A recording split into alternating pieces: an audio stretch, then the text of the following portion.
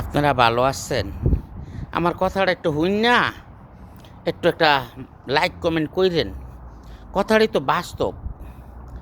আমরা প্রবাসে যারা আছি, বাড়িঘর যাওয়ার চিন্তা ভাবনা করলে পকেটে টাকা থাকে না। মাস শেষে বাড়িতে কিস্তির টাকা দিতে গেলে বাজারের টাকা থাকে না।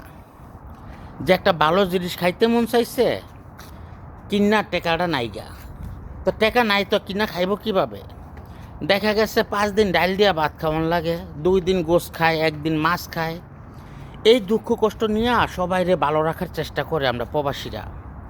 সকল প্রবাসীর প্রতি আপনারা সবাই একটু রেসপেক্ট করবেন। আমাদের প্রবাসী ভাই বন্ধুরা অনেক দুঃখ থাকে, যেন এই রোদ বৃষ্টির ভিতরে কাম করে, শীতকালের ভিতরে কাম কাজ করে বাড়িঘরও একটু ফোন করার লাগার চেষ্টা করে।